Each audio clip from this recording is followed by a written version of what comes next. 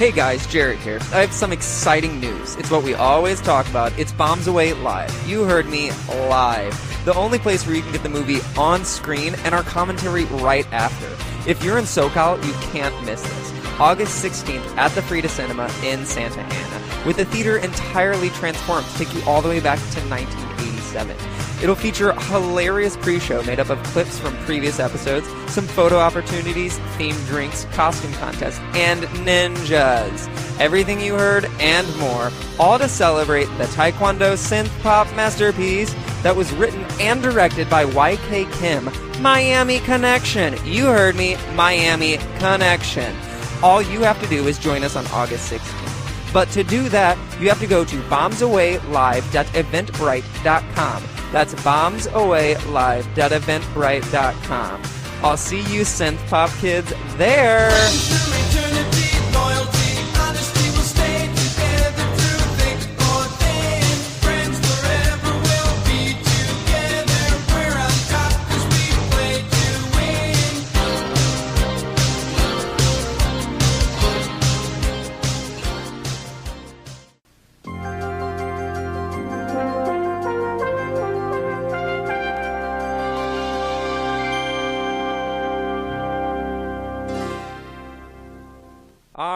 We got some lovely taglines. We have a tagline. Ooh. Yeah, just one. All the adventure your imagination can hold. Some of the adventure. I can think of a lot. Could do better. A lot better. You could think a lot better. I would imagine a better cast. I would imagine... The cast was okay. Well, I mean, no, it was okay. There's a couple people I wouldn't have in there, though. Looking at you, Whoopi. So, with a budget of $27 million and a gross of $13.6 million. Oh. With one boy turned into an illustration, one flood of paint, 3 talking books, 1 giant squid, 1 rabid dog, 1 metamorphosing man, 1 Rain Man reference, 1 giant white whale, 4 electric fairies, 1 humanoid Eggman, 1 fire-breathing dragon, and 1 flying carpet, with a 6.0 on IMDb and a 17% on Rotten Tomatoes, it's 1994's The Pagemaster. Let's drop some bombs.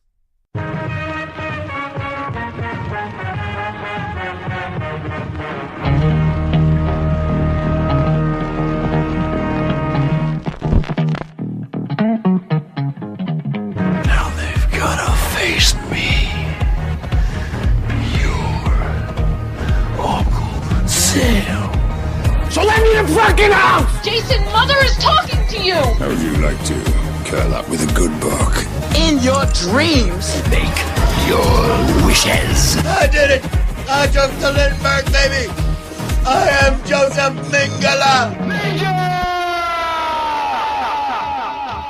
Welcome to Bombs Away, the only podcast recorded inside a projection booth. My name is Jonathan Young. Joining me in the studio, as always, is... the adult fantasy book that they had to cut from the original movie. Oh, it's just a romance novel?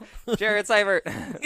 No, it was just a sex book. I thought it was there wasn't any romance. I thought it was a romance novel voiced by, like, just a undersexed housewife. Yeah. Like, oh, God. Climb it. Climb the mountain. It's a fantasy with that sweeping hair on the side of it.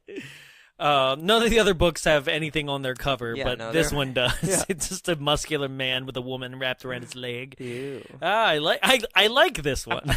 I'm like, why wasn't this in the movie? Yeah. He's like, that's my mom's book. It just follows us around. My dad's Playboys are in the magazine section of the library. And they're a couple. That's where their romance should have been. This movie, it's a pointless thing, right? Yeah. It's a tight 80 minutes with credits rolled. I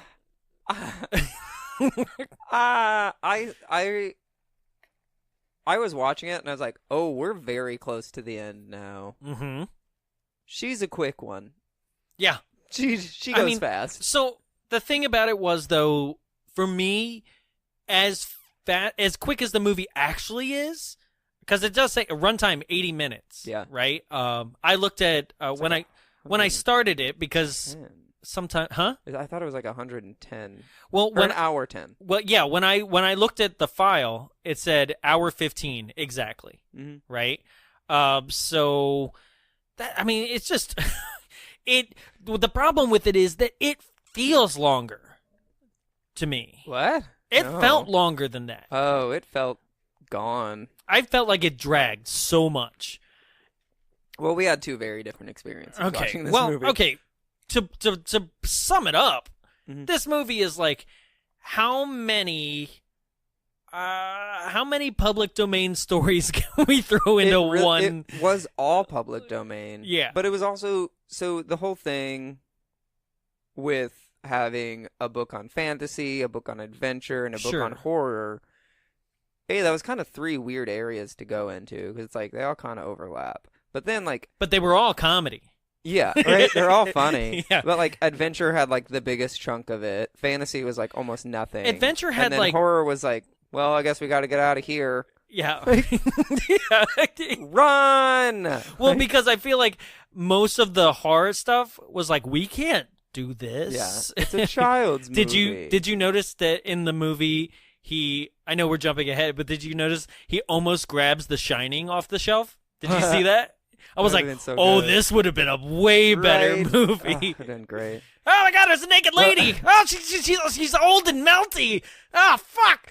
Oh my God, blood's pouring out of this book. Oh no, the blood's in the elevator. The blood's in the elevator. Ah, Shelley Duvall.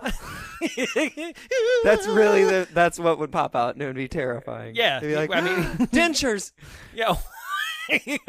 With that music. Now I want to watch The Shining. Yeah. So our movie, I even forget. Is not The Shining. Yeah, I know. Not as fun. But it starts off with a bedroom, and there's a storm full of going signs. On. Yeah. This kid loves signs. Like high voltage next to an electric outlet. No smoking is above his head. I was like, who is smoking in here that you felt like you needed the sign? And it's got a fire extinguisher, and it's like, in case of emergency, break glass. But then it's like, in case of broken glass, put on boots. Yeah. Like, why didn't you just put a fire extinguisher on the wall instead of putting it behind glass? Are you afraid you're going to accidentally set it off? Well, the fire extinguisher was just hanging on the wall. No, it was in a glass case. I thought it was... So he had multiple then, because I saw one right at his, like, door jamb. Oh, God, did he really have multiple fire extinguishers? Yeah. What a nerd. All right, I know, right? I couldn't stand this kid. If I was that dad, oh, God. Oh, Ed Begley? Yeah. I love Ed Begley. I know. But Ed Begley's always looked the same in every movie ever. He's never not been Ed Begley. Right? Like, he's just like, hi, I'm a guy with blonde hair that parts down the middle. Ed Begley. Oh, my God. He could be a breakfast sandwich. Bread Eggley. No, he'd just be Ed Begley. He'd be a Bread Eggley. That's too... It's too far off. It's just an egg and bread sandwich. Welcome to the Breakfast Podcast. Bread Eggley. Eggs away. Oh, yeah. God, over easy all the way. Dip some bread in that shit. What was that? Okay, because this is okay, folks. It's relevant. There was Humpty Dumpty in this movie. Yeah. So what was that egg? What was it called? Where it's like literally you just like crack the top open and you scoop it into the eggshell. What is that egg? That's like European breakfast egg. I forget what it's called. That's weird though. It's a soft boiled egg. Okay. Yeah. No. Then you have to tap the top with a spoon and then get the shell out and then eat it out of that. It's like just fucking unpeel the egg. Yeah, right. Just don't be European, okay? Yeah. Shit. After this, we're gonna eat raw meat. Yeah. Ew. God. And some snails. Welcome to France, bitches. Anyway, back to the movie. Yeah. There's a big old storm going on, and the kid's like, storm, I better look out the window. And the lightning flashes, and it's like, that's definitely not even a scary tree branch. No. And he's like, oh! And he like runs to his parents' room. So, okay, this kid... And they try so hard in these first couple scenes to make you kind of feel sorry for him. I don't. And I wanted to punch him. Yes. Like when the bullies are making fun of him, I was like, that's what you fucking get. I know. Like, it's horrible. Okay. Well, it's like, what child actually even knows statistics? Also, did his statistic change at a second point in the movie? No, he doubled down on... Okay, so I know what you're talking about. Basically, his home accidents. Household accidents are 11%. Right. Well, he added... Because he was talking about specifically ladder household accidents, and then whatever else was attached to that. That's just poor writing. And then he combined the math. Also, that is not how statistics work. No. Like, you can't just combine two percentages and be like, now it's a higher percentage. No. Right. That's a completely different study, stupid child. God. Statistics say that you're an idiot. Yeah. Statistically, I think your IQ's rather low. 100% says you're dumb. Also, that's called OCD.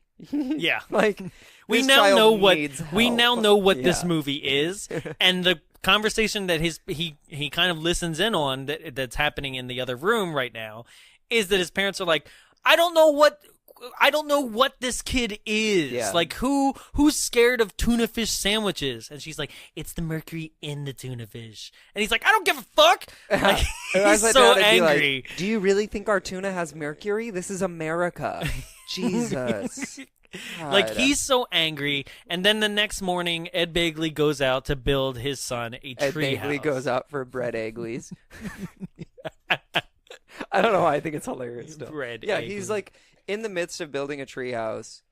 And like, I also just hate this kid. I hate when kids like cause the accidents, but then the parents are just like, here, go buy some nails. Oh, he's a moron. Like, the dad's like, hey, why don't you climb up here and hand me some nails? And the kid's like, statistically, ladder accidents are 7%, and then ladders involving tree houses or trees are 4 more, so it's 11%. Like, I'm like, no. I genuinely would not be this unkind to my own son, but somewhere along the lines, I'd have been like, statistically, you're a fucking pussy. I would have snapped. Like, have you seen The Babadook? No, I haven't. Oh my god, watch that and then think about never having children again, because I wanted to. Okay. Anyway, a lot of people, like, I was watching something not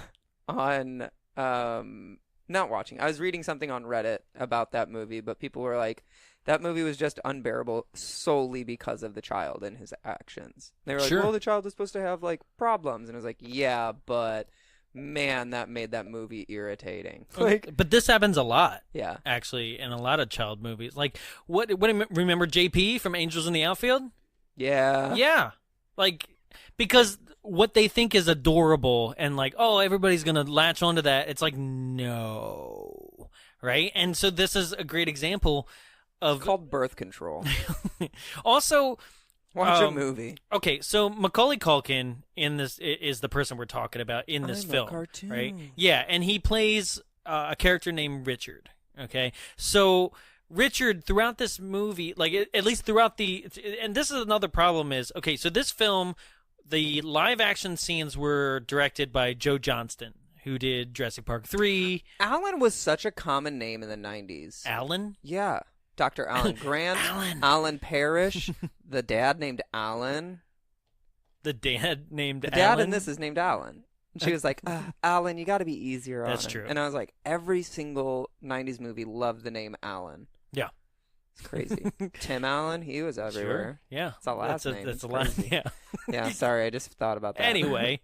Thought about Alan. Like I said, it was directed by Joe Johnston. He also did the first Captain America, and he did Honey, I Shrunk the Kids, and things like that. But then the movie, the cartoon parts of the film were directed by a completely different director. That makes sense. Known as Maurice Hunt, right? Who, this is the only film major motion picture he ever directed. Most of the time he did like animation supervisor, or he was in the art department for things such as like Black Cauldron, Fantasia 2000.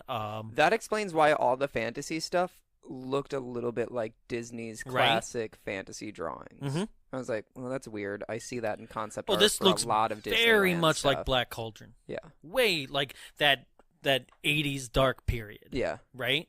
Because it didn't rest on the side of like MGM. Like, it was some sort of combination of the two. Yeah. You know? And then, but the funny part is that this wasn't MGM or Steven Spielberg's company that did, Land Before Time or shit.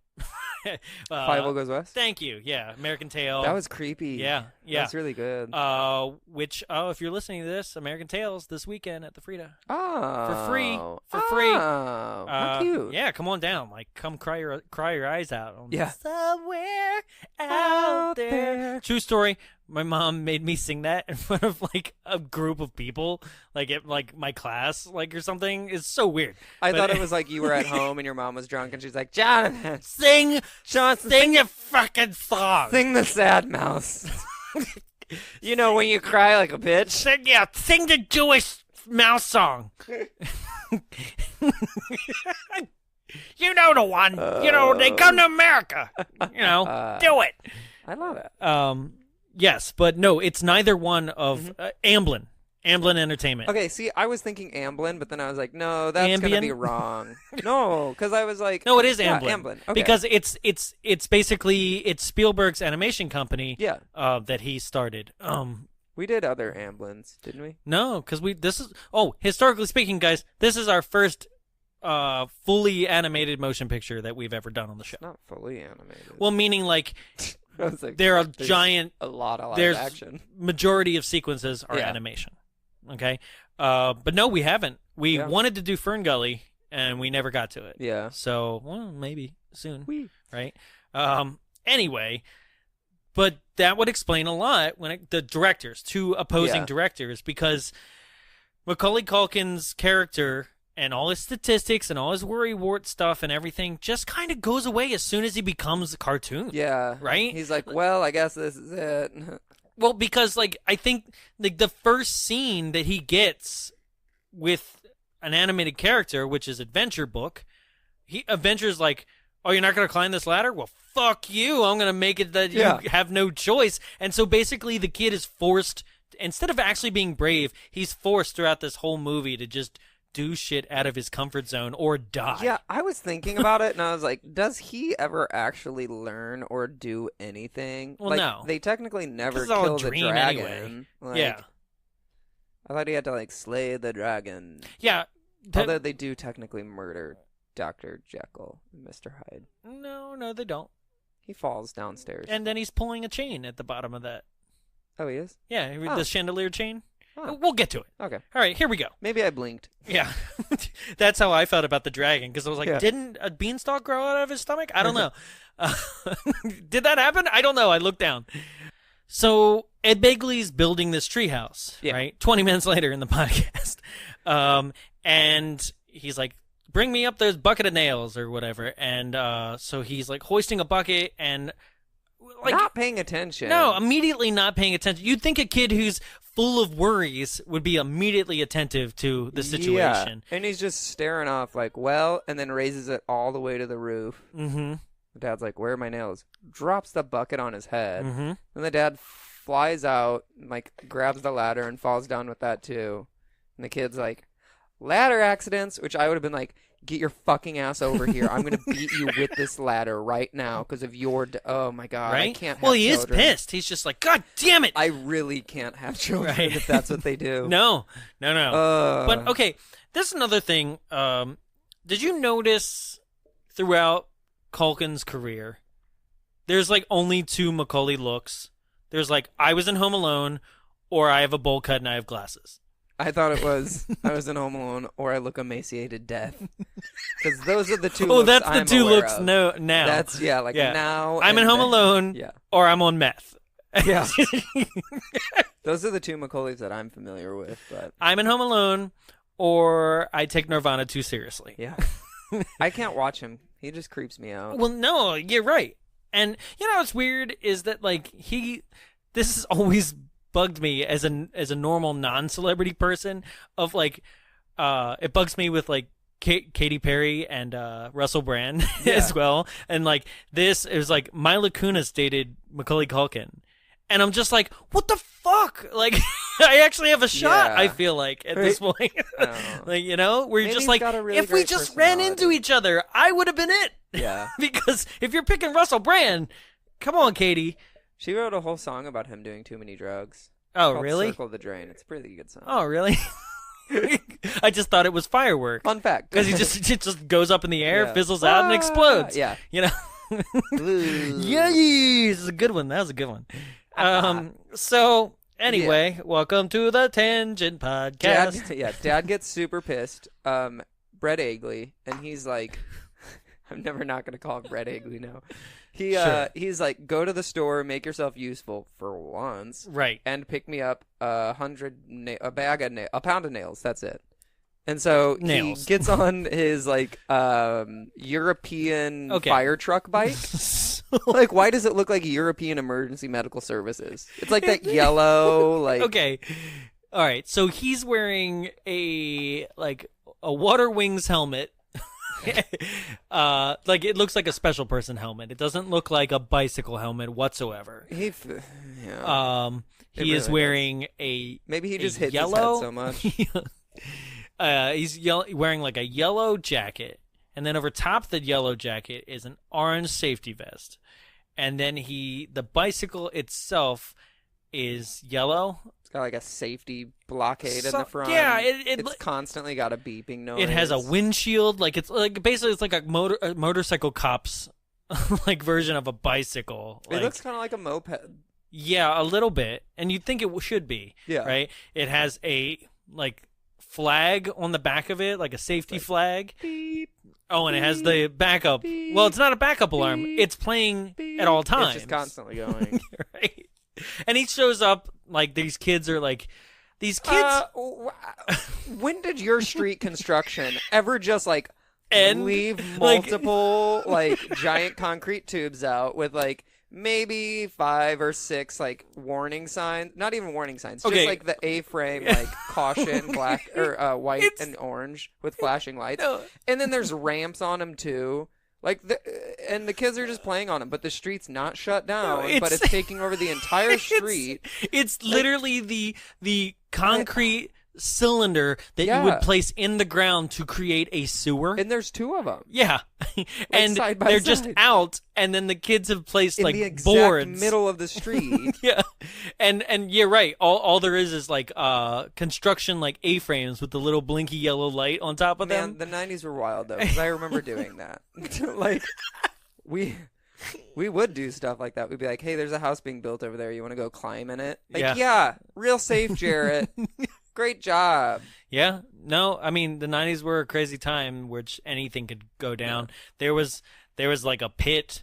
Like it was like the opposite of a ramp, right? It was like you would start at the top of the hill. And it was like a dirt half pipe. I remember, right? Basically, you would ride down and you would hit the bottom, but it was so steep, like on either way you took off, it was so steep the other way that it was like the only goal was to be like, I made it back up to the other side, right? Oh, so you would actually have to get enough momentum to go downhill and then make the way back up. And it was just like, yay! Right? And you're like, this is the dumbest goal achievement that we've had today. Yeah. But that's what they're doing here, too. They've put boards on the concrete pipes, which I guess, like, in retrospect would be, like, I don't know, waist high if you were standing next to it, right? So it's, like, not that impressive of a ramp either, right? Waist high to nipple high. Yeah. Well, when you're a kid, it's like, woo, I got air on that one. And it's right. Like, it's kind of not that impressive anymore. And he runs into them, and they're like, exactly how I think we all would have been, honestly, because they're like, no, don't be a bully. It's like, no. Like, this kid, they're like, hey, do you get cable on that thing? Do you like, and even the jokes, I'm like, you guys can do way better. Like, you're trying very hard not to call him a special person. I get it. You broadcasting from there? Jeez. So yeah, then he's like, I'm getting out of here, and he said, storm starts rolling in. Yep, and he decides to take the tunnel from Back to the Future 2, which is also the tunnel from Roger Rabbit, by the way, that leads to Toontown, right? Yeah. And I'd be scared too. Like he's like, I don't want to go to Toontown. It's like an okay tunnel though. Like you can see the other side. The tunnel's up in by the observatory in LA. Yeah. Echo Park. Yeah. That's the tunnel. Is it Echo Park? No, not Echo Park. Long Beach and Anaheim. I know. So. No, it's Griffiths Park. What's the Griffiths Observatory. Well, what's the name of that movie with Halle Berry? Something Park. Whatever. It doesn't matter. It's that. Mulholland Drive? Yes. Yeah, I don't know. It's up there. Okay, sure. Yeah. We're like, But that's we don't know. Yeah, we don't know. have time for normal movies. Yeah. But it's the same tunnel. Like, if you know Back to the Future 2, it's the tunnel that Marty tries to get the book back from Biff, and Biff's going to, like, run him over with his car. Oh, shit, that's right. I never watched the second one. You didn't watch the second one yet. I know. It's okay. It's fine. Behind I knew you times. wouldn't, but I wasn't going to make you watch the second one just to get this tunnel reference that we're spending way too much time on. Oh, yeah. And so he gets to the other side of the tunnel, but, like, lightning shoots something. it is debris everywhere. There is hail, it seems like. Well, there's you've been in storms like that. In the East Coast, right?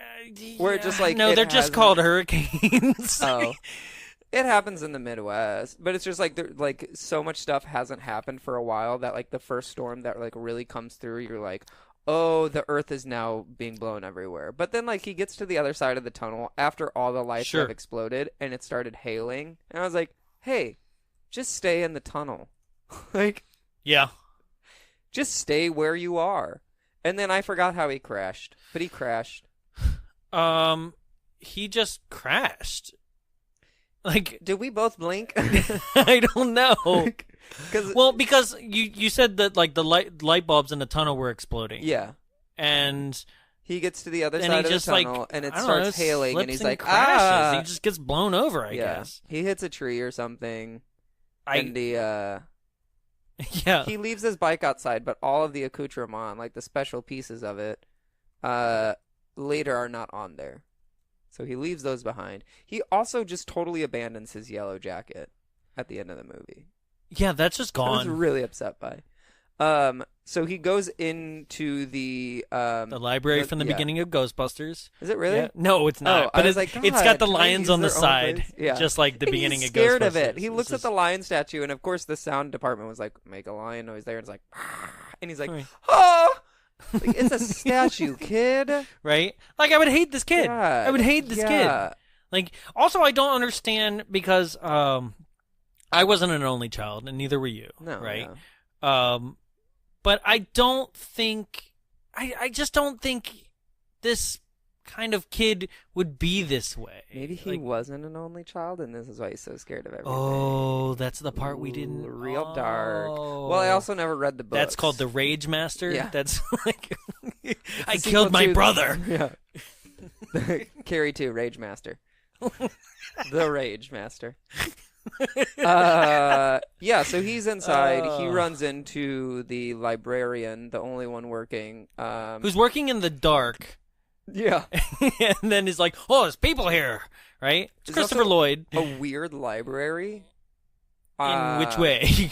Because you mean in the way in which it turns people into cartoons? Well, in the way that, like, the front desk can't just hand him a phone when they clearly had a phone. Yeah, or the fact that he's... But it was attached to a fax machine, so I was like, maybe you can't make a call from that fax machine. Yeah, I saw it behind you can the always desk. make a call from a fax machine. That's its job, is to make calls.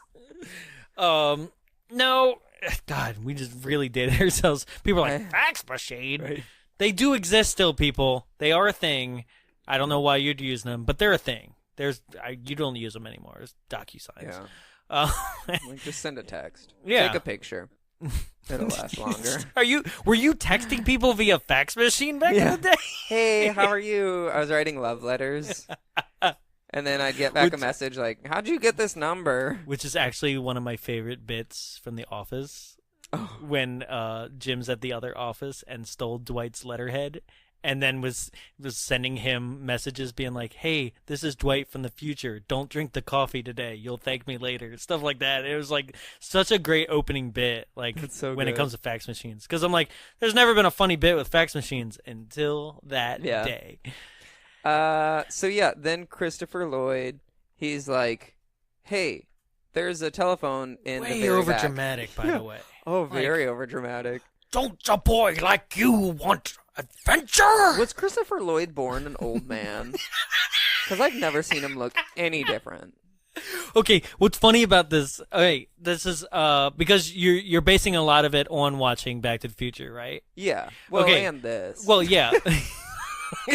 And then everything after that. Yeah, right, exactly. right. So the first thing that I know him to be on was a show called Taxi, which also had Danny DeVito, and just was I want to say early 80s. Okay. Right. But what's confusing you about his age and like what he's always looked like an old man is that like in the beginning of Back to the Future, He's old, I know. Yeah, but he's actually got older makeup on. Yeah. Right? I know that. I'm not sitting there like, God, he was old in that movie. Right, How long has he been but when old? he's he's the 55 Doc Brown. Yeah. He's still like white-haired does and still old, look really old. right? I was like- And it's only supposed to be like 30-year difference, but you're Yeah. like, wow, all right, weird. And then what's funny is if you actually do watch Back to the Future 2, he goes into the future at the end of 1, right? Yeah. And then he comes back to warn him, right? And he like literally peels his skin off at like a facelift, a future facelift, so that they didn't have to keep putting old people makeup on him. They're like, we can solve this. We can write this out. Yeah, it's Yeah. fine. Future. Right. Right? But he still looks old. Yeah. Old as fuck. And so, like, he's here, and he's supposed to look like Dickens. That's what they were, like, trying to make him look like. Was Charles like Dickens? Charles Dickens, Okay. right?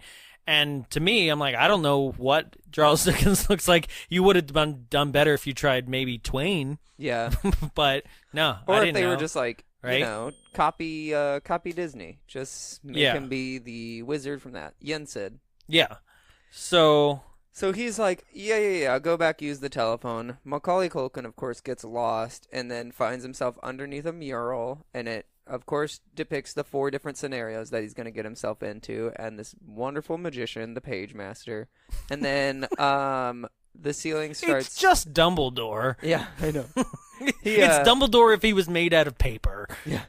He's still wearing his rainy jacket, and he slips in his own puddle. It was probably his pee, let's be real. He was scared. This And- kid pisses his pants Yeah. everywhere he goes. Knocks himself out, and then, of course, the color from the ceiling starts dripping down on him. And at first it looks really cool, because it's like, oh, that's paint. That's Because it's awesome. real paint right Yeah. in this moment, right? And then it immediately goes to, like, CGI Right. after, like, 5 drops And, of like, paint. you couldn't and have it's dumped- so ugly. You couldn't have dumped real paint. I'm glad somebody else thought Yeah. this, because part of me was like trying to justify it, being like, oh, well, they're trying to justify that like we're about to turn him into a cartoon, so all this paint dripping from the ceiling should be that too. But no, it's, and here's where I think we're going to agree on the problem here, is that like when you first see the drops of paint, that's real paint dropping on it. Yeah. Right? You're like, oh, cool, that's going to be like real paint dripping, right? Then you look up and it's a CGI mess, right? Yeah. It looks like the Terminator if he was a mural on the wall, right? It's like when the Terminator is the checkered floor in part 2. You've never seen No, it. I haven't. God damn it. I try to act excited when you talk about I movies know. I don't know, and I go, yeah, of course. So, uh-huh. but you know about the liquid metal Terminator. I've seen him like, get people like, know. pushed into a wall, and then his like backside becomes the front side. Right, or that's whatever. one of the things. Yeah, Like that's he can pretty do all cool stuff. So there's a part in the movie, like, welcome to the podcast where I just describe other movies that we're not talking about today. There's a part where he infiltrates this hospital, and he literally spreads himself out completely flat on the floor, and just looks like the checkered floor. And then recreates himself once the person like walks by him, right? Letting And it people just walk all over. him. right. So he's like, but while he's recreating himself, he's still like a checkered floor that's like, and it looks Ew, and just it's like kinda this, metallic, right? but like super fake. Well, no, at this point it looks like linoleum. Oh, Like so, it's yeah. like it actually looks like the floor still, Yeah. right?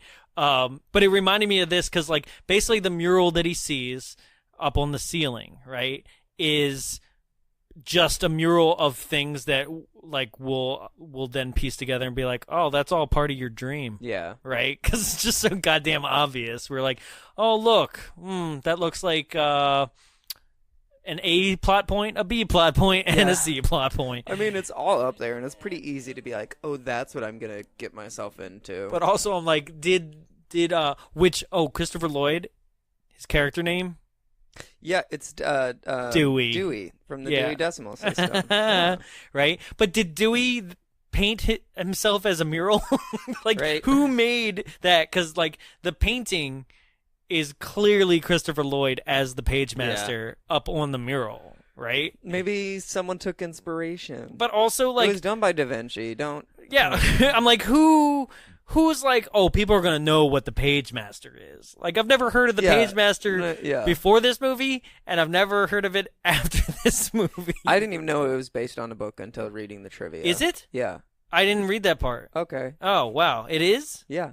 Wow. Okay. There's apparently like that's all I get. Normal all right. book and then like a youth-friendlier book. Or oh, no. But it's not based... No. I know what trivia you're talking about. After the movie came out, they made a novelization. There's also 2 video games. I know that too. Right? Yep. One's a 2D side-scroller. Yeah. Where you're like, let me collect these pages. Right? And then another one's like a point-and-click PC game. Oh, that one sounded terrible. Right? But the point-and-click PC game apparently expanded the story like a lot. And there are parts of this film that were actually shown in trailers and marketing, such as like the Frankenstein's monster. Yeah. That were just not there when like this movie sounds like the Rogue One of of trailers versus movies. Like there's so much like people are like, "What? Where is it?" Right? Well, I think like 3 people said that because like no one really as we cared. said, 13 mil versus a 27 mil like actual budget. So nobody saw this movie. I only saw it when it came to VHS. My mom bought the clamshell. And I only remember ever seeing it as a VHS. To me, it doesn't even sound like when I look at this film. If I was Fox, I wouldn't have even distributed this movie. Yeah, I would have said. But after, because another piece of trivia, did you know it took 3.5 years? Yeah, to make this movie. Like it's actually a pretty short time compared to some other films. Yeah, but it's a long time for what this film is. Yeah, is what we'll say that. So the mural is dripping down in a crazy CGI thing, but then immediately once it cuts back to him, all the pools of different colored paint that are dripping around him in like paint columns are all completely like hand-drawn animation, right? So now we have 3 different things of like what the paint is, like practical, like hand-drawn, and CGI, and you're just like, I can't. It would have been better if it was all hand-drawn, because then it's like, oh, he's going into a hand-drawn world, instead of the CGI that is only used for like this part. Yeah. So basically, then a CGI dragon like CGI chasing him. I don't know. Like he basically gets hit with like the wonderful world of gay, just like it's just rainbow of like color, just like in all directions. Like no, my butthole. Yeah, because I also don't. Why is it a dragon for a second for no reason? To just give you some. That it actually has a life. Dragon's gonna come out soon, I guess. Ooh, there's a dragon, or by the end. I don't know, right? But yeah, so like basically, he's running around the library being chased by walls of paint, animated color paint, and then finally he gets back to the center because basically the mural is in what we didn't mention is like kind of a spoke of like all different aisles, and it's just it's basically like DC. If you ever been in DC, like literally the White House is in the center of like streets that are spokes. It was designed to just confuse the British back in the day. Oh, great. Welcome to the American History Podcast now. God, we're doing this way too much lately.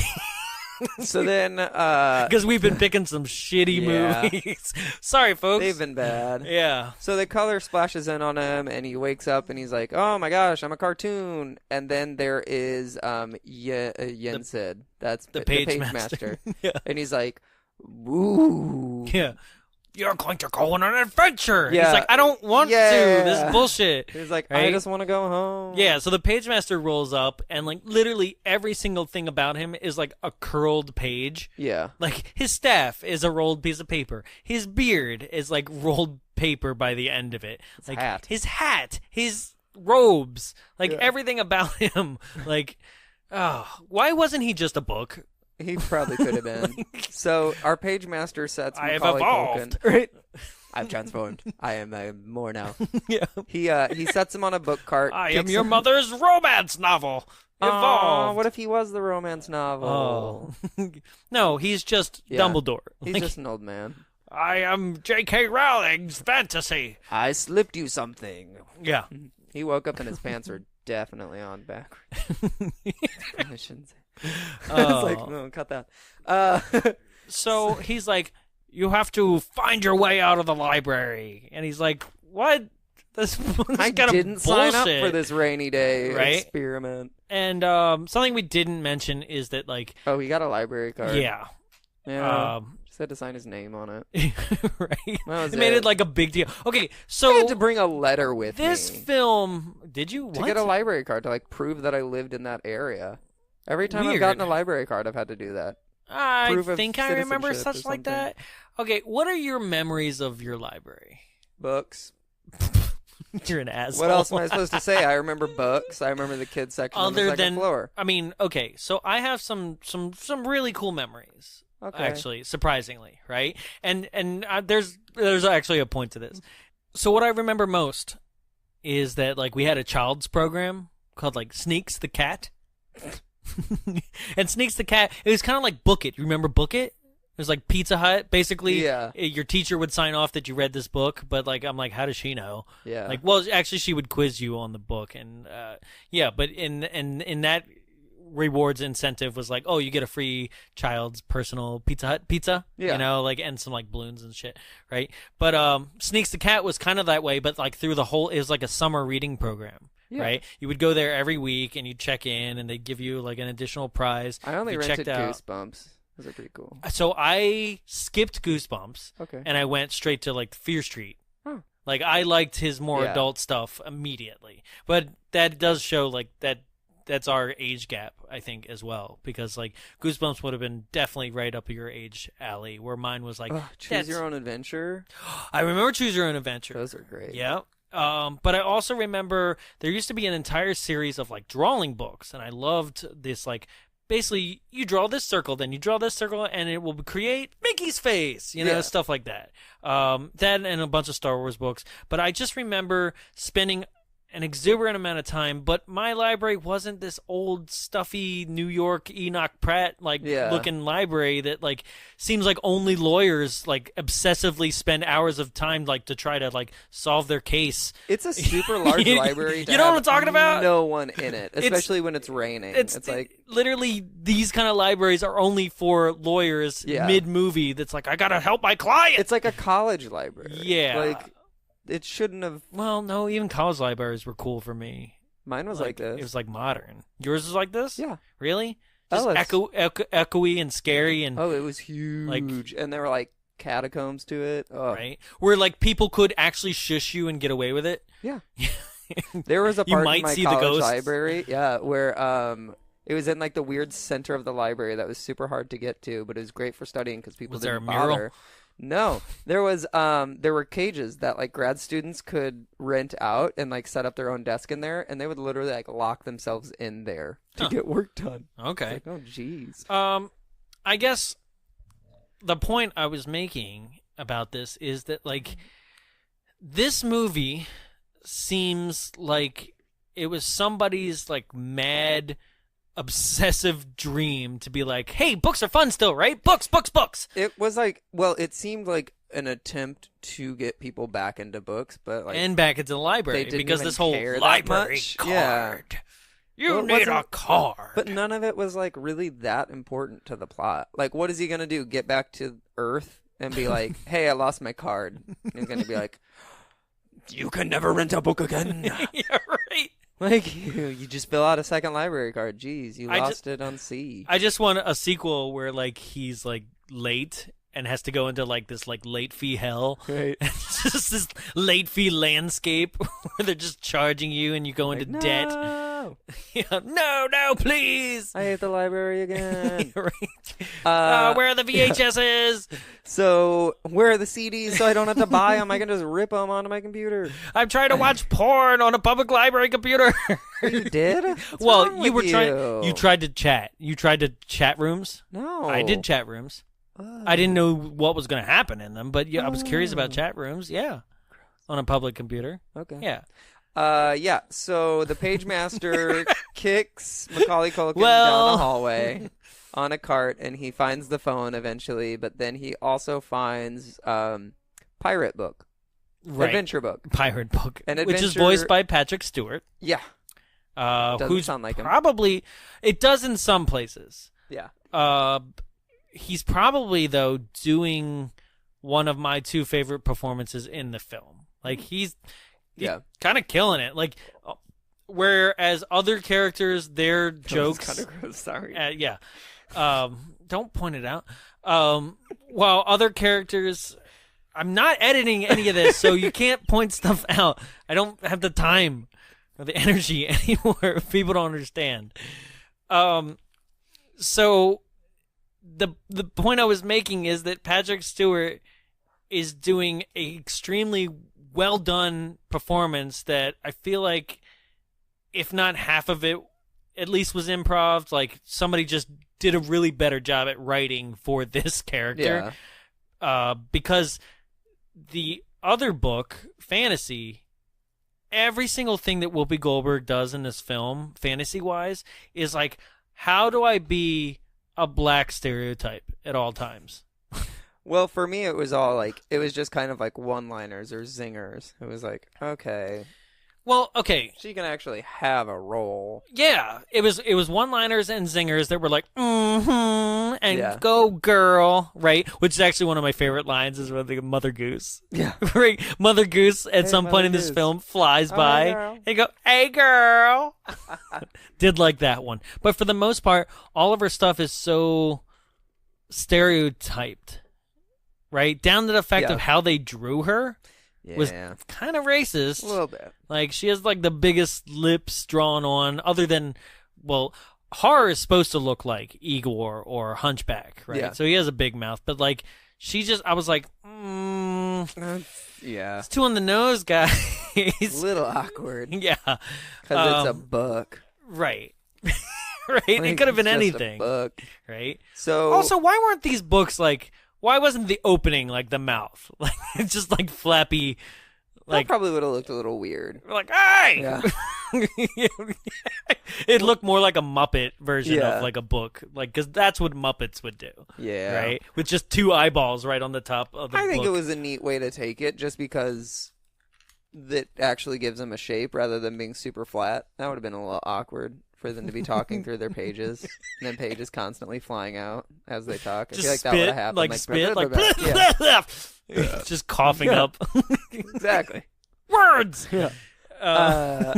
Okay. So we're Yes. introducing, Patrick Stewart's there, and there's a ladder, and he's like, well, we got to get our bearings, so climb this ladder. And the kid's like, I don't want to. And then he's like, well, here's 1,000 leagues, or 10,000 leagues, 2,000 leagues under the sea. Yeah, Some so leagues. we live in a world in this library, because like now the library in Cartoon World has become this gigantic like labyrinth of a maze, Yeah. right? I still don't get how they got to anywhere. I don't think it really matters. Like, I hate saying that. You know I hate saying, like, Oh, it yeah. doesn't matter. But in this film, it doesn't, because, surprise, the end result is it was all a damn dream, Yeah. So, like, it actually doesn't matter. But his book library at the card end- is so worn and tattered, like he went on an adventure. Oh, I didn't even notice that. I think he just peed on it in his pocket, Yeah. and it dried next to him. But yeah, so like we live in a world also that like this book, these three books that are joining him are nondescript adventure. But I'm like, what title? Because everything else around you is a title. Yeah, everything's Right? got a title. But then also, like, they kind of don't have any benefit to them being there. How so? What do the books ever do to help, besides the fairy helping? Yeah, because her wand can like solder things. Yeah. I don't know, or weld, or There's no use for the horror book. There's really he's not comedic much, relief. There's not much use for the adventure book. No, They're both No. they're pointless. I mean, they are, and this is the sad part, is like their point is because it's driven so heavy-handedly, like they Books are your his friends. I know. Right? But I'm also like, whose sad, nerdy life is this that they're like, books were my friends, so books will be Yeah. your friend? I'm like, how about you get some real friends? I know. Stop living in your stupid books. Right? Jeez. Also, like, what a sad, like, Just some sad yeah. Jew that's like Jewish writer who's just afraid of getting sick and going out in the world. Well, it's just like I don't think I can handle the outside world. It's just like, are you a sad and alone kid? You don't have to be with books, but you're still actually technically going to be sad and alone, and actually probably made fun of even more. Yep. So good luck. Yep. Like, movie didn't really think it all through. Yeah. So they climb a ladder. A squid starts chasing them. Right, because that's what I was like. Is that all the other books that they open, whatever that book is kind of about, just opens up. But that's just where I was just like, what if you open up like the wrong page, right? Yeah. And they're just like, "Hey, I'm Stewart," and you're like, "Who's that?" Or, "I was the secondary character and said hello on page 42." Right? You know, like how did we get that? I didn't need that. You know, like when he opens the Jack and a Beanstalk at the end, at the and climax, it's just like, exactly "Hey, a I'm the harp." beanstalk. Yeah. Like, what if it was the giant? Would he have crawled out and like split the dragon in two? It just explodes Right? the dragon. I wish he would have used other books for that. Yeah. I thought he was going to take Alice in Wonderland out with him and then open it up to off with your head and then have the dragon get its head cut off. Oh, that would have been nice. That would have been neat. That would have been actually using the books. Yeah, right. But they don't use any of the books ever. No. So they use 1,000 Leagues Under the Sea, because I can't remember the number. 2,000? 20,000? 2,000. Okay. No, not 2,000. Jules Verne. It's not 2,000. 2,000's like, I'm waiting in this water. Don't go in the shallow end. Don't go in the Olympic diving pool. It's dangerous. 2,000. Yeah, 20,000 20, Leagues Under yeah. the Sea. A squid starts chasing him up, and there's water everywhere, and they're like, "Wah!" And then Adventure's like, "Jump!" And then he jumps, but he misses, and he like grabs a book, and it's fantasy, and she's like, "Get your hand off my spine!" Right? Sassy Mess up my response. pantyhose. Yeah. And you're just my like, Little oh, Mermaid God. underwear. Yep, she drops that Makes one. a Little Mermaid reference. But that's also okay because it's also public domain. Then they find horror somewhere. Okay. How do they find horror? He kind of just happens. Yeah. Right? They were like, we need another one, I guess? Well, they stumble into the wrong aisle. And they're Yeah. like, oh, this is creepy here. And they're like, We're in the horror yeah. section. And then I think they just trip over him or something. Like, it doesn't matter. But, okay, I personally loved horror, the book. And I think it's just because horror I'm like, is this what Andy Serkis did? Like his first job? Because it just seems like something he would have done. Like the mannerisms. Like if they're like, Andy Serkis, like you're gonna do motion capture for an animated film, and he's like, okay, and they're like, it's hand drawn, by the way. All right, all right. And this is how he got the job as Smeagol. Because it just reminds me of that. He talks a little bit slow, and he's kind of dopey and dumb, and he's supposed to represent like Igor or the Hunchback of Notre Dame. Yeah. But I mean, I liked him. I thought he was like cute and adorable. You did not. I just thought he was annoying and like it's one of those helpless characters where it's like, oh, can't do anything. Yeah, I'm so gonna we have gotta to keep saving him. Yeah, exactly. Yeah. Like fantasy saves him at one point, or well, he technically does save fantasy because he floats because there's nothing in here. Yeah, that was dumb. So yeah, they find a creepy house. I don't even remember how they get to the house. Okay, so they just kind of so the library stops being a library and turns into the horror sections or like a giant freaking ocean. Yeah. You know, and you're just like, what? Like what happened? When did you guys go into a book? Because they never did, but that would have made more sense. Right? They actually went in a book. Right. Or got sucked in and had to make their way out or something. Like, who knows? Right? It almost seems like the 3 friend books weren't his friends at all. You're right. And just wanted to take them on this miserable journey that we all had to go through. Yeah. So basically the exit sign, the library's green glowing exit, like emergency exit sign, right? Because I don't know, that represents like your goal for this movie. Yeah. All the books every time each time that they were introduced were like, but you got to do one thing for me if I help you get out. You got to check me out. And he's like, okay. All right, fine. You cool, look good. I'll take you home. Yeah. I guess. Yeah. So that's the agreement. They end up in Jekyll and Hyde, and Jekyll is like voiced by Leonard Nimoy. Yeah. Yeah. He's kind of wandering around, and I don't know if I didn't really pay attention because there wasn't really any need to, because I'm like, oh, he's gonna turn into Mr. Hyde, right? Well, he tries to feed Adventure Book a martini glass of the same liquid he winds up drinking. To the second he pours it, it changes color. Yeah, it changes color, but then also when they're like, don't drink it, and he like, oh, Harsh like knocks it over. I want the olive. Right. And it immediately like spills on the floor and then eats through the floor like acid. I was like, he was going to give them acid. Like, that's not like, also I'm like, well, that would happen to your insides as well. Like, it's not Dr. Jekyll and Mr. Hyde. It's Dr. Jekyll and just dead. Like, he made a Tide Pod drink. And so Jekyll drinks it, turns into Hyde. You're like, well played. I always did as a kid, too, where it was like, Dr. Jekyll, Mr. Hyde, must be a duplex. Right. Because I remember that on a trailer, I want to say, or at least like on a trailer. I just remember on top Macaulay of the VHS. Culkin saying, I'm a cartoon. No. And I was like, okay. So then, All right. Yeah, of course, they start getting chased and stuff. You Somehow are a joke. chandelier falls. Like, yeah.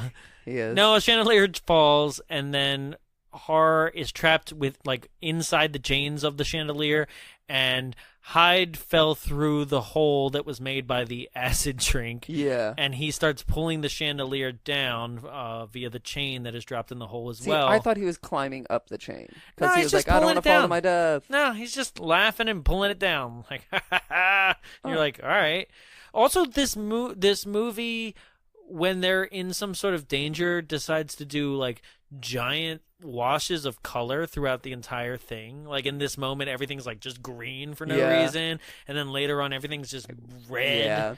And you don't really understand why. It's easier to animate. Yeah, yeah. Probably the actual It's reason. just monotone. We didn't have to draw as much. Yeah, probably.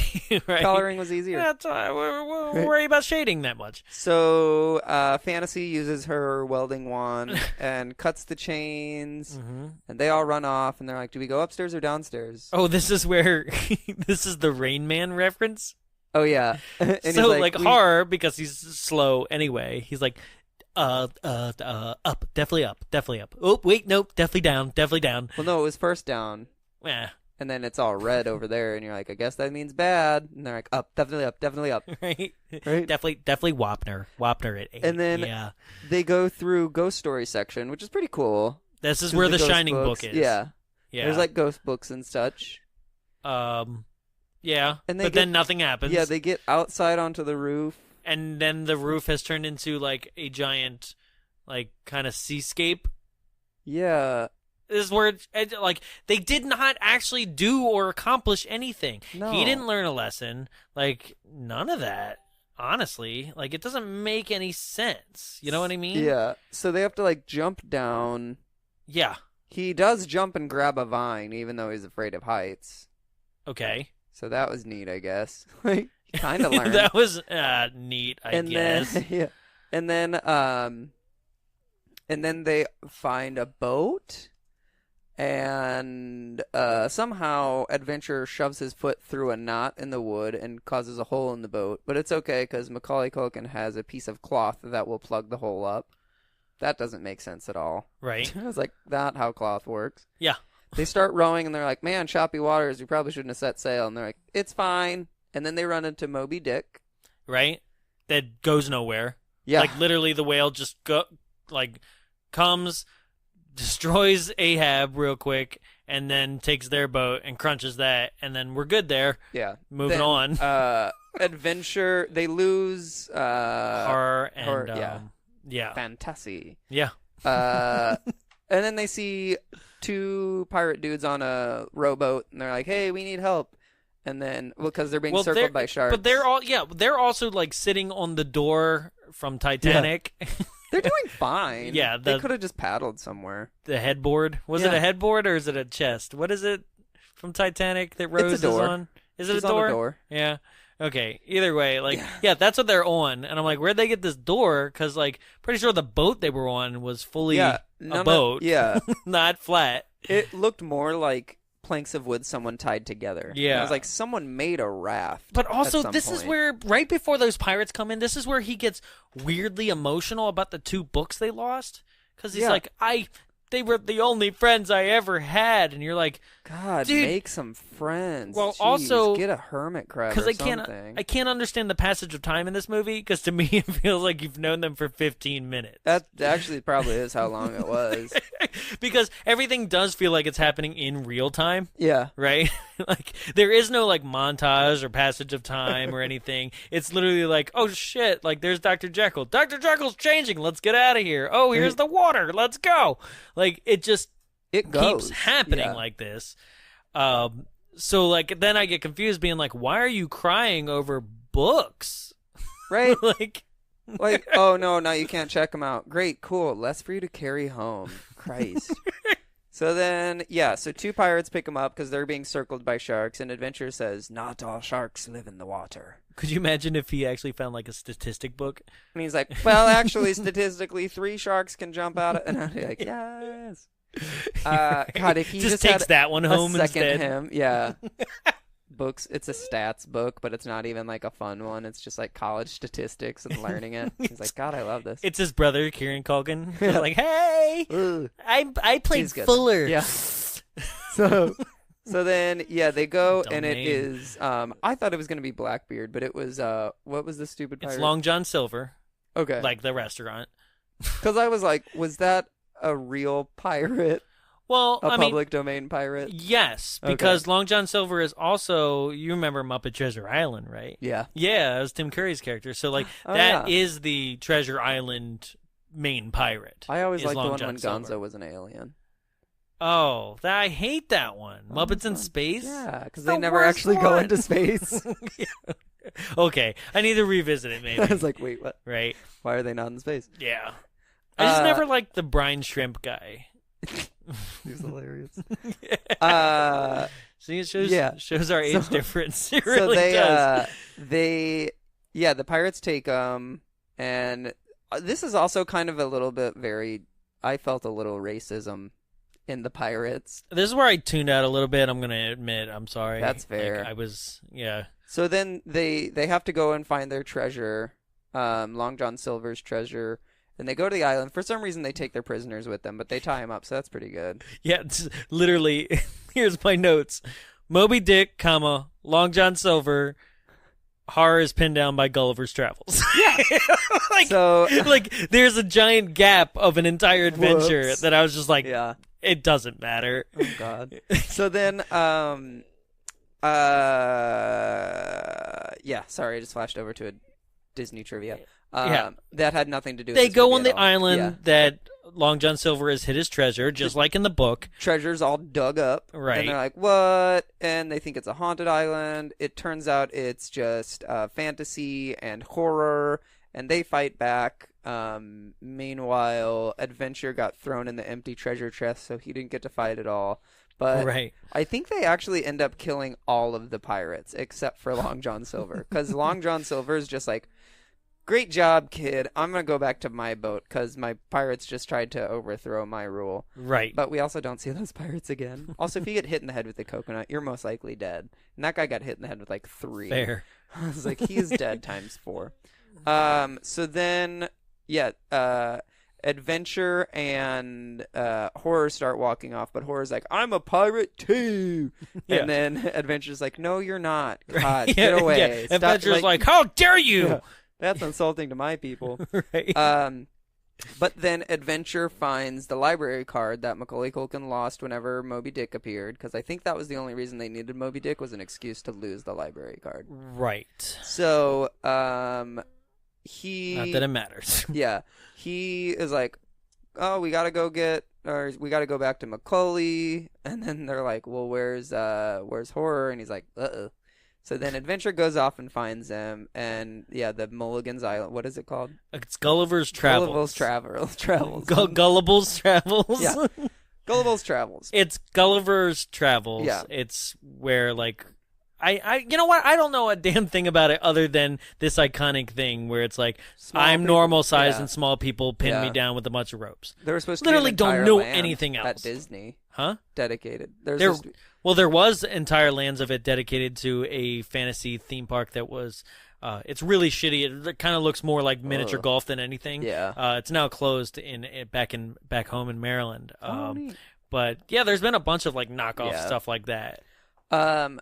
So yeah, then of course, really easily he just escapes horror, and they're like, great. And then and then He does. He kind of just is like, get he's out of like, here. Ah! And everyone tiny runs away, and then he just cuts the ropes. And Yep. Yeah. So they go back, and then I still don't understand how they got from the island to fantasy. From the island to fantasy. Did they walk? I remember him being on a beach. And Okay. he got his library card. So Oh, but she's like, my wand. I got is- magic again. okay, so this is what happens. I'm going to tell you because this is where I started paying attention again because I was like, what the hell just happened? Right? I thought the movie was over right here. Why? Because a song breaks out. Oh, it's the really sad. Right. A really sad song breaks out that like sounds, I don't want to play it. I'm not going to play it. It sounds like it could 'cause have it's- been in a Disney parade. Yeah, or no. in the electric fairies. No. I'll tell you what it sounds like what would have played after the fireworks are done and they're trying to get you out of the park. It's They're true. like na na na na and an imagination. Or it's like the start of the parade before like the tempo picks up and it starts getting fun. Oh yeah. But there's like these electric fairies that murder an egg by giving him glasses that trip him out. And then he falls off the wall because Yeah. it's Humpty Dumpty. Right? Yeah. That's That's when our the sea humanoid mother egg. goes. And He's dead. And it literally, he doesn't like fall and it's like crash. It's like, yeah. and you're like, oh shoot. Oh shit. Dead. Brad Egley. No, Brad Egley. I'm surprised you weren't on top of that one. What if it was actually voiced by him too? It's like, hey, It's just him going, whoa. yeah, Yeah. I don't know, pal. So then they. But yeah, this is weird because I thought that I was like, did the credits roll? Because this is a song that you're like, oh, this is definitely an end credit song. Yeah, right? it really is too. Right? I thought Yeah, it was like gonna you'll play again. be in my heart. You're like, oh yeah, yep. Oh, here we go. But it comes out of nowhere, especially in a film that hasn't really had anything other than like very background orchestral music that I didn't really Yeah. catch the It whole was- film. Yeah. So out of nowhere, it's doing like a, I don't know, because usually in these kind of animated films, you'll have a theme song like this, but like sung by the characters, but then you'll have like, I don't know, Tony Braxton doing like the Yeah. credits version, like the Yeah. one that's going to make it to the radio. You know, am I wrong? The It's like radio one. Yeah, it's no, it's like true. Christina Aguilera doing like the Mulan song, Or you Celine know? Dion from Beauty and the Beast. Exactly, right? I guess we've gone back in time and now when it comes to like Let It Go, it's the same person for both again. You know? Well, no, Demi Lovato did a cover. Oh, I thought. Oh no, I don't care about her. Yeah, no one does. Right, but I either do a way, little bit, actually. you heard what seems like the end credits version of this, right? Yeah. And I was like, well, shouldn't your, I don't know, Mother Goose be singing this, like something? Yeah. Like it was just weird, and this Or is they're at least like sitting listening to Mother Goose sing it or something. right, You know? which would have been weird. Also, it's like all the fairy tales, just listen to her sing about imagination or something, because that's what the song's about. Yeah, it might as well have been that song, right? I'm not playing it, Yeah. and the only reason I'm not playing it is that I feel like it would take a long time to get to the point of the song, Yeah. because that it song goes really on doesn't. slow and forever for no reason. Yeah.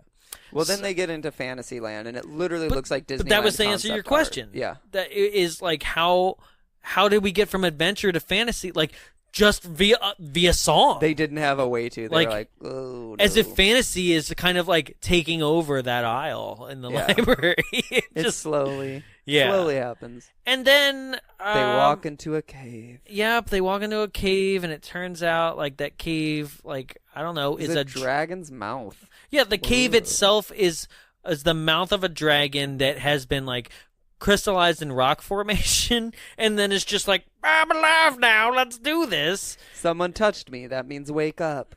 Right.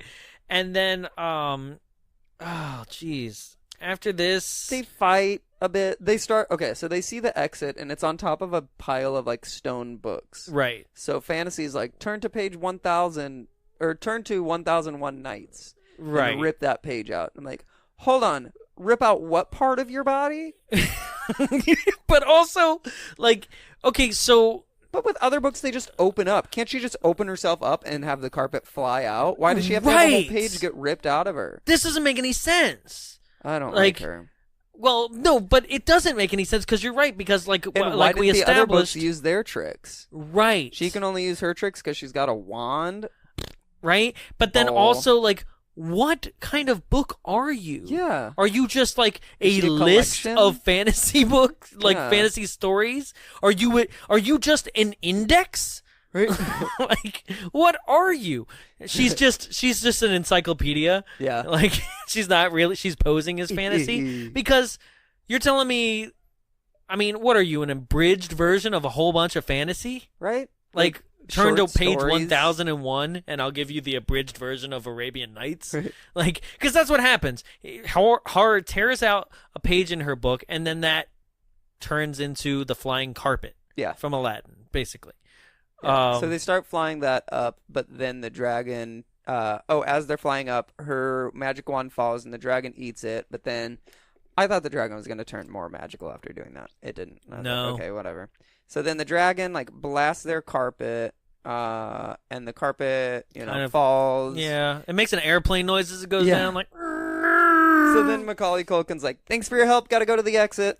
And just keeps climbing, and the books are like, well, we'll just hide in this cave and try not to die. And he passes a dead body, a skeleton. Mm-hmm. And then... This is very black culture. Yeah. Like, this skeleton alone is very black culture. Well, so he starts to leave, and then he's like, I gotta help my friends. So he takes the helmet off of this this fallen knight, and like the skull's entirely crushed in. So I was like, that doesn't normally happen with skulls. I was gonna question it, but then I noticed that as he takes and puts on the helmet, the rest of the like bones like disintegrate. Yeah, like they've been around for a while. So I was like, he probably like the helmet was stuck to the skull. And so the skull's still on the top? Yeah. I hope not. Because it kind of disintegrated, like, around him, so I have a feeling, like... Not how skeletons work. Yeah, I mean, do you know? Not what bones do. Yeah, they just disappear. No, they don't. Uh-huh. Did you see... did you see The Last Crusade? That fool disappeared. Oh, my God. I hate you. So, yeah, Macaulay Culkin starts fighting the dragon, but the dragon's like, tasty snack. He chose poorly. Yeah. The dragon eats him, but he's inside the dragon with other books. Okay. The dragon has a healthy appetite for reading. Hands in the air. Okay. Oh. Why is the dragon's stomach like all of hell? I know. Right? It's huge. It is it's disproportionate to the dragon, in which we did also see him just now beside the dragon, like trying to fight it with the sword. So we know that slashing out a leg. Yeah. I was like, yeah, great job. Right? But we know that he is about the height of one of the legs. Yeah. Right? So I don't know. That stomach would be and there's a full skeleton of a different beast inside that dragon. I was like, that bear went in there to hibernate, but just got eaten. Proportionally wise, and like, okay, I know it's a fantasy film, and like, who gives a shit because it's all a dream, but still, like, I don't know. I had a problem with it where I'm like, the size of the dragon's stomach might be a studio apartment, tops, instead of like a hellish landscape that he was in. Right? It was just like toxic fumes. Yeah, like pools of lava. Other books, but also this is where the dragon has gas, but the gas is in the form of like Christopher Lloyd, because it's like trust in the books. Oh God, I'm so sorry. Like it's just it's all the gas in his stomach being like trust the books. Yeah. Oh God! Oh God! Oh, spicy jalapeno. Yeah. So that's when he opens up Alice in Wonderland, and the Red Queen, she's like just jumps out of the book and screams. And he's like, "Oh, fuck that book!" Yeah. And then he doesn't use it to chop the dragon's head off, which would have been a great twist. Well, because he doesn't read. Yeah, he doesn't actually know any of these books. So I don't know why he's like, not that one. I was like, right. No, set her free. Well, you can't set them all free because Yeah. then you're just gonna have insanity. Like, Yeah. especially Alice in Wonderland. It would have been great. He's probably like, "Oh God, no!" Just Mad Hatter running around, fucking things up. So he opens up the Jack and the Beanstalk book, and he rides the beanstalk all the way up, and he's Out of its mouth, Yeah. right? So this is where I thought, like, because this is where I looked down for a second. I was like, did they defeat the dragon that way? Like, I missed it. No. Because I was like, oh, the beanstalk grew out of its mouth and it just exploded. We're good. Well, I mean, it wouldn't yeah. matter. If I told you that was the ending, would you believe it? Yeah, because Yeah. that's what I thought. Right? Well, like, it shoots out of the dragon's mouth, but then the dragon, like, chomps on it after he's grabbed the books, and the fantasy lady's flying along, and she's like, Sure. my wand again. And they get That's to the right. top. He found the wand in Yeah. its stomach. Yeah. Yeah. And they get That to the doesn't top. matter, though. They get in their magic orb. Because their job's basically done. Yeah. I mean, the movie's basically done Right. at this point. Because this is where him fighting the dragon for no other reason than for him own self to get home. It's not like own self. yeah. This is the problem with this film, because the film is like, after this scene is supposed to be like, you were brave and courageous, and it's like, no, you were literally just trying to get out. Like, Yeah. it's not like the dragon ate your 3 friends and you had a choice to do the exit and just go home and be an asshole or save your friends. Yeah. It wasn't like that. They were safe and sound pretty much on that tower, and he had to slay the dragon on his own. Yeah. Right? For no other reason than just like, oh, I forgot that I can't be, I need to be like a static character. I mean, not a static character, a dynamic character. Oh, I gotta have depth. Right? So yeah, that's it. He gets up there, and Christopher Lloyd is like, way to go, kid. And Well, this is the part He too where wakes like up? he shows Christopher Lloyd as the Pagemaster, right? Not Christopher Lloyd because he's about to come up too. Yeah. Christopher Lloyd as the cartoon Pagemaster shows him that Macaulay Culkin's body is just dead center in the floor, right? no jacket. Where did that go? Right? And he's like, hey, that's me. And he goes, that was you. And immediately I was like, Did you die? yeah. Am I dead? Yes. I'm God. Right? I'm the Pagemaster of the Bible. Killed you. Yeah. Yeah. And then he does Wait get till back you to get his to normal... Jonah the whale. He like his cartoon body falls into his normal body. God, this did It's like, feel a whoa. little bit. What? Like, I was like, God, can you imagine if this was done by like Veggie Yeah, a Tales? biblical one. Oh, Right? that would have been great.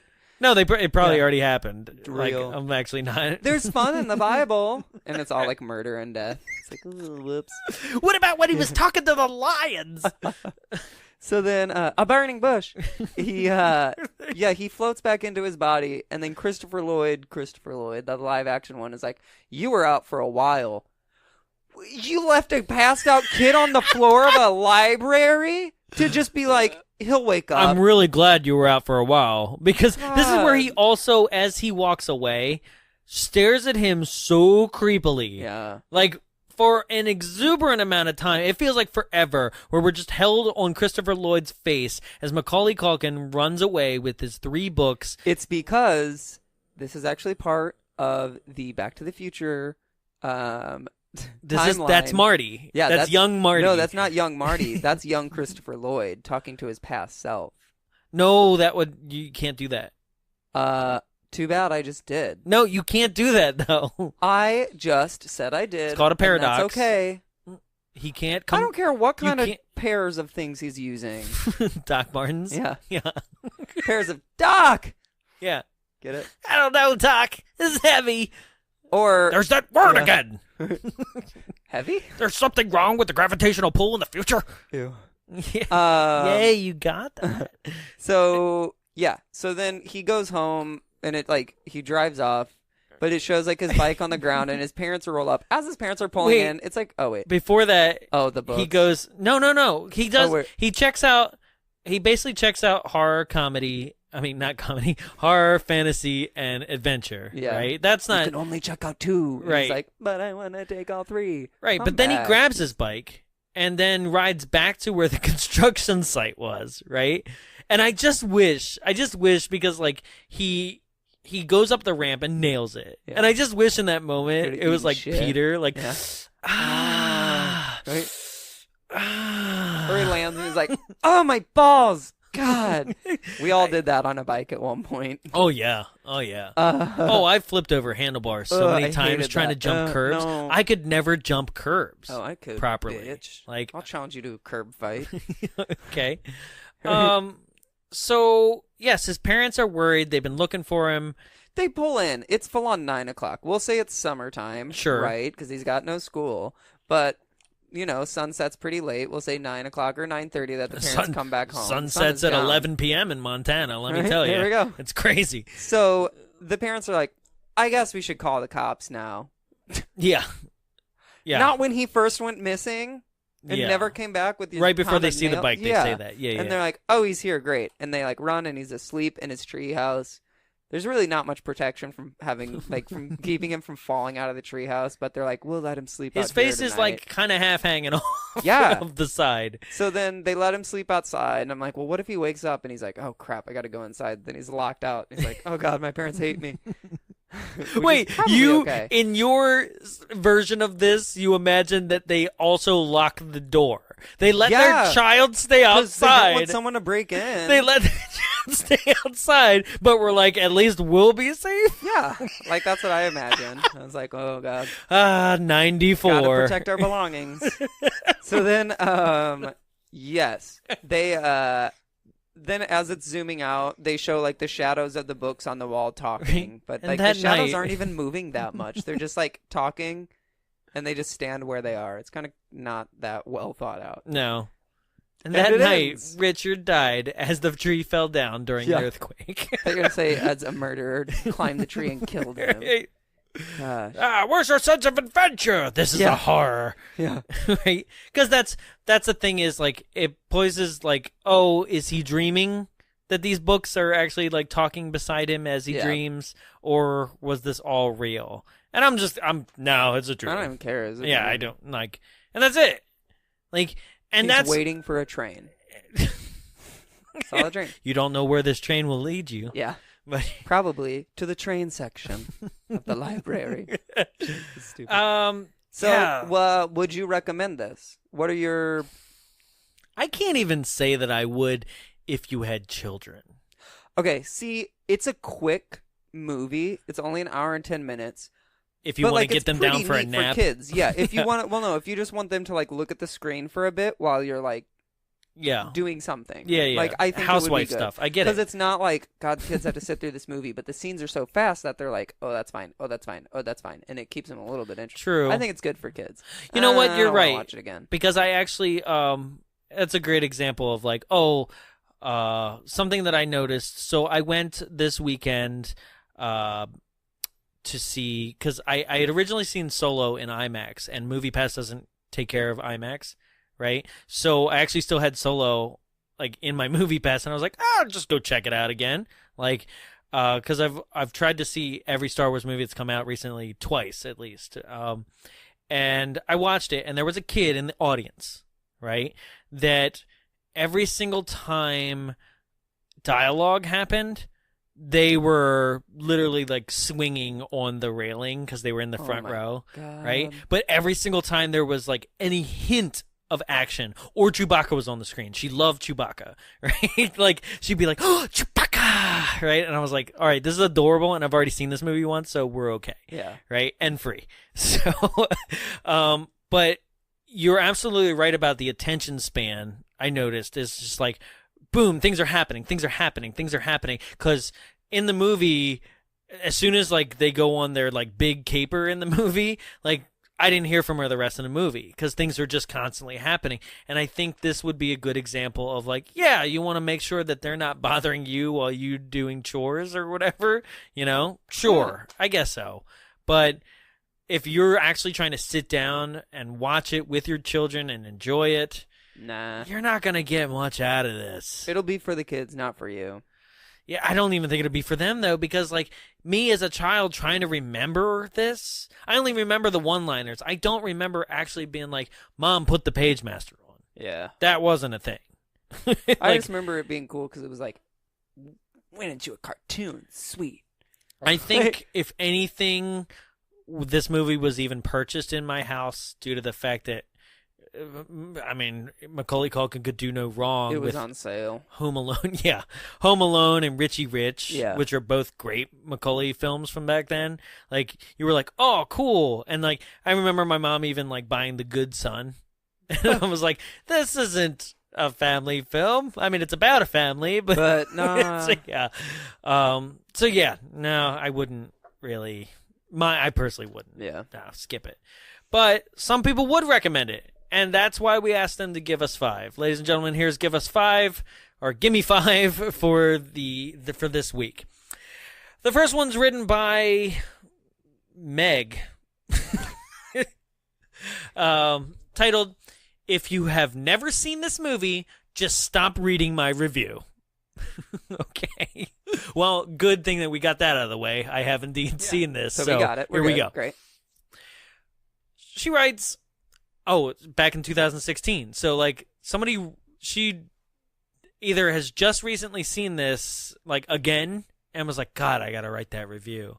Or she lives in a world where, I don't know, she just recently saw this. We're about to figure it out. She writes, honestly, if you have never seen this movie, just stop reading my review right now and order it to watch. A classic. This movie promotes the power of imagination and reading, as well as advocates for libraries. It's all in capitals. Does it, though? How? How does it say libraries are great? To me, it says libraries are hellholes where you fall, get a concussion, and you can't wake up while an old man watches you sleep. Not an inviting place. Yeah. 0 witnesses. And dark and scary and full of nobody. Yeah. Right? One would hope that, like, actually, like, before I continue this review, one would hope that the movie actually would have been like, hey, you wandered in when the library wasn't open. Look at all these people having a great magical time. Like, but also that'd been weird because he would still have been passed out. Yeah. Like, it would have been fine if it, like, I don't know, medics brought him to or something and been like, dude. Yeah, or if there were, like, 5 other people there at the start, and, like, he just went to a creepy corner of the library. Yeah, anything like that. A big right? book fell and hit him in the head. I don't know, went through a bookshelf that, like, turned out to be secret, like, hidden. Narnia. Anything, yeah. So, she finishes, I can only hope and pray that this movie inspires kids to be creative, dream, and continue to be forever imaginative and constantly learning. Libraries forever! So aggressive on libraries. God, lady, calm down. Written by Meg, the librarian. Yeah. The next one, written by Susan Perez, titled, I Bought It for My Great-Grandson Zay. Okay. All right. Written... It's a surprise Zay are named that. Yeah. Jeez. Written just last year, November of 2017. Wow. I love this movie. Bought it for my great-grandson, Zay. Can enjoy it as... Why do you do this to me? What? Because it's old people trying to use the internet, which is just, like, hilarious watching you trying to understand There's old no people. punctuation. And I think part of the bit is that, like, that's part of the bit. Like, I'm not supposed to pre-read these. But you are killing me. These are literally, like, all that this has to offer. Because all the other 5-star reviews and 10-star reviews were like, great, loved it, came to me quick in the mail. Like, God. Yeah, no because one's they're reviewing the service instead of the movie. Yeah. So let's try this one more time, shall we? I love this movie. Bought it for my great-grandson, Zay. Can enjoy it as all 7 of my grandkids. And now we have a sleepover. We watch it. Great. Way to know how you not be afraid. 5 stars. That is sleepover. Great. Like, I can see the person typing it with, like, their glasses at the end of their nose. Susan like, has trying since to see. passed. Yeah, probably. Like, this is the Bye, Susie. this is the last stages Yeah. of Alzheimer's. Ugh. Missing words, but I still remember Pagemaster. Yeah. What a horrible life that I live. Please set me free. Okay. God, that was very insensitive of me. And the last one, written by Zaya Aldon, back in 2007, titled Wonderful Classic Movie. This movie I first watched when I was 6. My mom was a nanny for a boy, and he brought it over one afternoon. We watched it, and I loved it. Over the years, I wondered what that movie was that I had seen, and I have asked the boy, now a teen, if he remembered it. He did. He didn't know the name. Yeah, I remember it. Moving on. The only part I could distinctly remember was the change for real life to animation. So you didn't really remember much at all. Yeah, that's just kind of the start of the movie. Yeah. I remember loving the entire film. No, you don't. Yeah, obviously, because you didn't remember it. And parts of the adventure. So wait, you remember loving the entire film, but only parts of the adventure. I love people. One day, while scrolling around on Amazon.com, I discovered this film, and I knew it was the movie. Well, I love it now, just as much as I did over 15 years ago. Or just parts of it. Big personal story. But how was the film? I love the personal story ones, though. Like, because that was great. Like, the other two were like, that was gold. Just because it continually negates itself at all times. Yeah. Oh, so that's 1994's The Pagemaster, starring Macaulay Culkin and Lloyd Kaufman. Lloyd. Christopher Lloyd!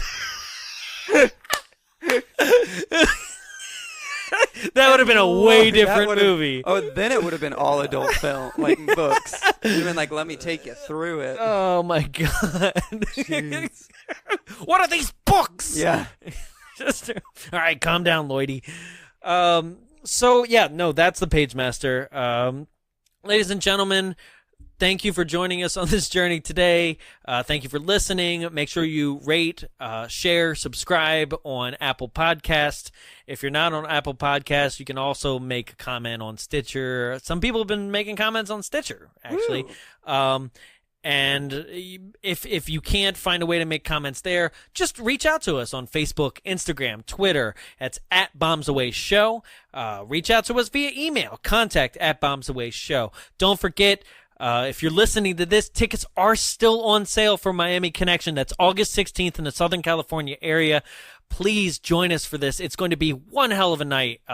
We've got so many surprises, so many, I don't even know how to put it. Like, it's things and it's stuff. Themes. People. I mean, you're talking to two Disney guys that do, theming all the time. One of them gay. Yeah, it's going to be great. There's going to be a lot of pink. He likes pink. I don't know. Not really. You're wearing pink right now. But no, seriously, if you're listening to this, join us. You can get tickets, bombsawaylive.eventbrite.com. That's where you can get tickets for our show. Reach out to us. We've got some amazing group discounts that we can get. If you get a group of 5 or more together, we'll throw a discount at you. It doesn't matter. Just help us out. Come on by. Be our friend. Yeah, be our guest. And join us at this amazing event. That just about does it for me. I'm Jonathan. I'm Jarrett. And Sanctuary. Sanctuary.